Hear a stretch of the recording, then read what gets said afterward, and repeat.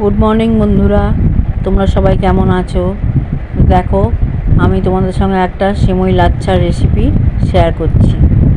দেখো, আমি কড়াইতে প্রথমে দুধ বসিয়ে দিয়েছিলাম, তার মধ্যে আরও কিছুটা আমি দুধ অ্যাড করলাম। দুধটা আমার একটু কম হয়ে গেছিলো, আরও কিছু দুধটা অ্যাড করলাম। দুধটা ভালো করে ফুটে উঠলে আমি কিছু বাতাসা দিয়ে দিলাম মিষ্টি হওয়ার জন্য। বাতাসা দেওয়ার পর দুধটা ভালো করে ফোটার পর আমি এই লাচ্ছা সেমাইগুলো একটা একটা করে দিয়ে দিলাম। দেওয়ার পর এবার বেশি ফোটানোর দরকার নাই, এটা জাস্ট গরম ফুটন্ত দুধের মধ্যে দিয়ে ভিজিয়ে রাখলেই হয়ে যায়। এটা করা খুবই সহজ। এই দেখো, গরম দুধের মধ্যে আমি ভিজিয়ে রেখে দিয়েছিলাম। দেখো, একদম চাপ চাপ হয়ে গেছে, সব দুধ এর মধ্যে টেনে নিয়েছে। দেখো, সময়টা আমার রেডি হয়ে গেছে। এবার আমি একটা বাউলে বেড়ে আমি তোমাদের দেখাচ্ছি। খুব সুন্দর চাপ চাপ হয়েছে। এটা ঠান্ডা হলে আরও শক্ত হয়ে যাবে খেতে।